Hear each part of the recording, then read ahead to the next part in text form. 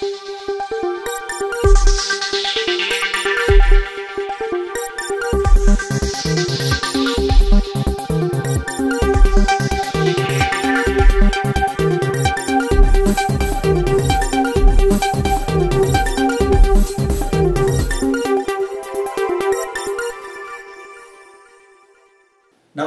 AR news కి స్వాగతం నేను రమేష్ ఈనాటి వార్తల వివరాలు ఇలా ఉన్నాయి నరసన్నపేట ఏరియా ఆసుపత్రి అభివృద్ధికి అన్ని విధాల చర్యలు తీసుకోవడం జరుగుతుందని ఎమ్మెల్యే బొగ్రామూర్తి స్పష్టం చేశారు సోమవారం నరసన్నపేట స్థానిక ఏరియా ఆసుపత్రిలో ఆసుపత్రి అభివృద్ధి కమిటీ మొదటి సమావేశంలో ఆయన ముఖ్య అతిథిగా పాల్గొన్నారు ఈ సందర్భంగా ఆయన మాట్లాడుతూ రాష్ట్రంలోనే ఎంతో పేరు ఉన్న నరసన్నపేట ఆసుపత్రికి పూర్వ వైభవాన్ని తీసుకురావాలన్నారు ఈ కార్యక్రమంలో నూతన కార్యవర్గ సభ్యులతో ప్రమాణ స్వీకారం ఆయన చేయించారు ఈ క్రమంలో అభివృద్ధి కమిటీ సభ్యులను ఆయన వైద్యులకు పరిచయం చేశారు ఆసుపత్రిలో సూపరింటెండెంట్ గా విధులు నిర్వహించిన విశ్రాంతి వైద్యురాలు డాక్టర్ ఎం పద్మావతిను అభివృద్ధి కమిటీలో చేర్పించారు వైద్యులందరూ తప్పనిసరిగా చిత్తశుద్ధితో విధులు నిర్వహించాలని ఎమ్మెల్యే స్పష్టం చేశారు ఈ కార్యక్రమంలో పలువురు వైద్య అధికారులు పాల్గొన్నారు సుమారు నెలకి 400 ప్రసూతులు జరిగాయి ఇక్కడ అంటే సాధారణ డెలివరీలు అవ్వచ్చు కాకపోతే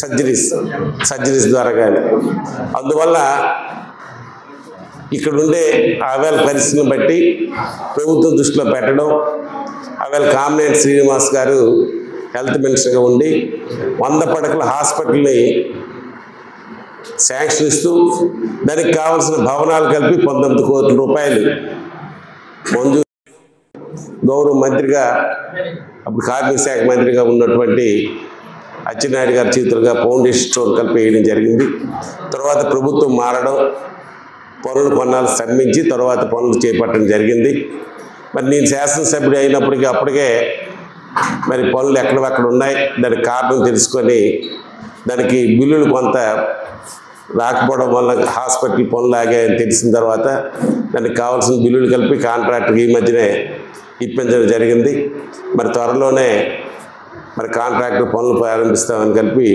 వాళ్ళ సిబ్బందికి కలిపి ఇంజనీరింగ్ సిబ్బంది తెలియజేసినట్టు నాకు ఏపీఎంఐడిసి ఇంజనీర్ ఎగ్జిక్యూటివ్ ఇంజనీర్ గారికి చెప్పారు కాంట్రాక్టర్ కలిపి బకాయిలు ఏమున్నాయో అవి చెల్లించడం కలిపి జరిగింది ఆ పనులు కలిపి ప్రారంభించబడతాయి అరసవల్లి శ్రీ సూర్యనారాయణ స్వామి వారి ఆలయంలో కృష్ణవేణి కర్ణాటక శాస్త్రీయ సంగీత నీరాజనం కార్యక్రమం అలరించింది ప్రఖ్యాత కళాకారులు విదిషి మండ సుధారాణి బృందం గాత్ర కచేరీ వయలిన్ డాక్టర్ మావుడూరు సత్యనారాయణ శర్మ మృదంగం ఎం శ్రీధర్ ఘటం మావుడూరు సూర్య ప్రసాదరావు తదితరులు అద్భుతమైన ప్రదర్శన ఇచ్చారు వాతాపి గణపతిం ఎందరో మహానుభావులు వంటి కీర్తనలు ఆహుతులను అలరించాయి కేంద్ర పర్యాటక సంస్కృతి శాఖ ఆధ్వర్యంలో నిర్వహించిన ఈ కార్యక్రమానికి ఎమ్మెల్యే గుణశంకర్ బొగ్రామూర్తులు హాజరయ్యారు ఈ కార్యక్రమంలో కేంద్ర పర్యాటక సంస్కృతి శాఖ ప్రతినిధి Chander Nayak municipal commissioner Prasadarao RDO Sai Pratyusha Arasavalli ఆలయం ఈఓ వై భద్రాజీ ప్రధాన అర్చకులు ఇప్పుల శంకర్ శర్మ జిల్లా పర్యాటక శాఖ అధికారి నారాయణరావు తదితరులు పాల్గొన్నారు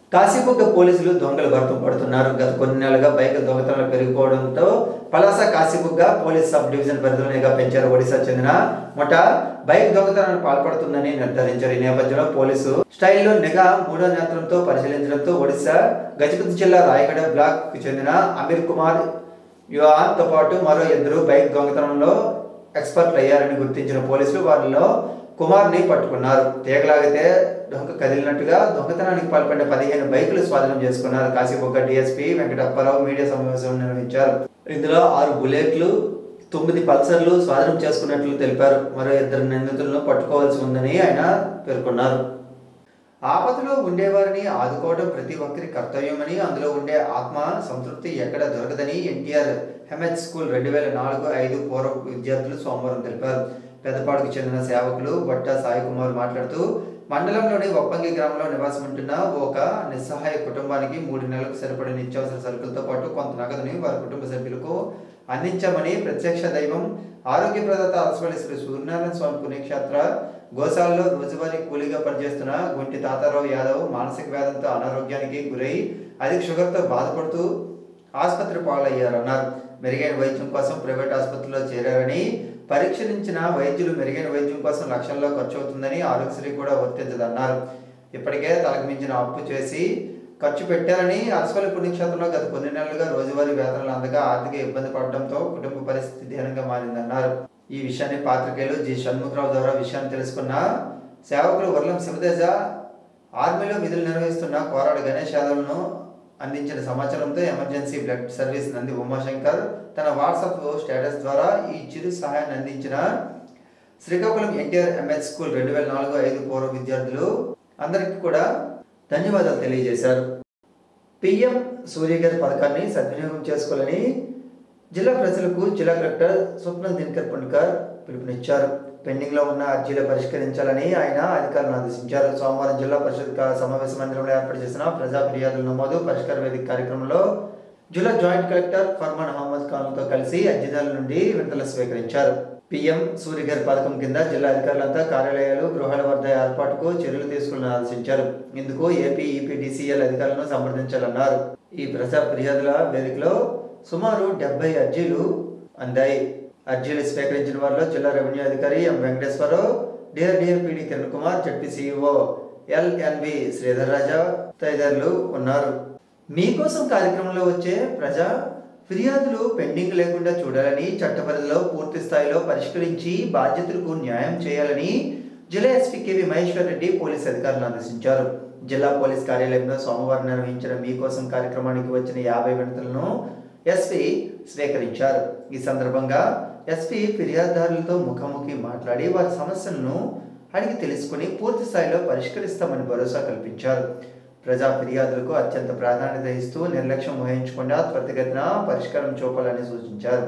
ఈ కార్యక్రమంలో జిల్లా ఎస్పీ స్వయంగా అర్జీదారులతో మాట్లాడి వారి సమస్యలను తెలుసుకున్నారు. వర్మీ కంపోస్ట్ విక్రయాన్ని ప్రోత్సహించాలని జిల్లా కలెక్టర్ స్వప్నం దినకర్ పుణ్కర్ వెల్లడించారు. సోమవారం జిల్లా పరిషత్ సమావేశ మందిరం బయట ఏర్పాటు చేసిన వర్మీ కంపోస్ట్ స్టాల్ ను ఆయన సందర్శించారు. ఈ సందర్భంగా ఆయన మాట్లాడుతూ వర్మీ కంపోస్ట్ పంచాయతీల నుండి స్వయం సహాయక సంఘాలకు సరఫరా చేస్తే వారు విక్రయిస్తారని చెప్పారు. దూసి పంచాయతీ నుండి వర్మీ కంపోస్ట్ స్టాల్ ను ఏర్పాటు చేశారు.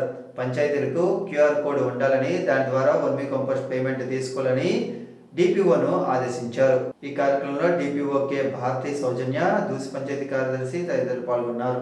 కోటబొమ్మలి మండల పరిధిలో ఉన్న తాటిపత్రి సచివాలయ పరిధిలో వివిధ కేటగిరీలకు సంబంధించిన 20 మంది పింఛన్దారులు అనర్హులైనప్పటికీ పింఛన్లు పొందుతున్నారని, వాటిని రద్దు చేయాలని ఎమ్మెల్సీ దువ్వాడ శ్రీనివాసరావు జిల్లా కలెక్టర్ను కోరారు. ప్రజా సమస్యల పరిష్కార వేదిక కార్యక్రమంలో జిల్లా కలెక్టర్కు ఎమ్మెల్సీ సోమవారం వినతి పత్రం అందించారు. టెక్కల్ నియోజకవర్గంలో మంత్రిగా ఉన్న అచ్చెన్నాయుడు దౌర్జన్యాలు, దాష్టికాల కారణంగా వైకాపా సానుభూతి పరులైన అర్హులైన లబ్ధిదారుల పింఛన్లను నిలుపుదల చేశారన్నారు. వాటిని పునరుద్ధరించాలని కోరారు. కేవలం మంత్రి చెప్పారని కొన్ని పింఛన్లు నిలుపుదల చేశారని ఎమ్మెల్సీ దువ్వాడ ఆవేదన వ్యక్తం చేశారు. నగరానికి చెందిన డి నేహాకు కూచిపూడిలో చేసిన సృజనాత్మక కళార్పణకు గాను నాట్య తోరణం 2024 సిపి రావు మెమోరియల్ అవార్డు అందించారు.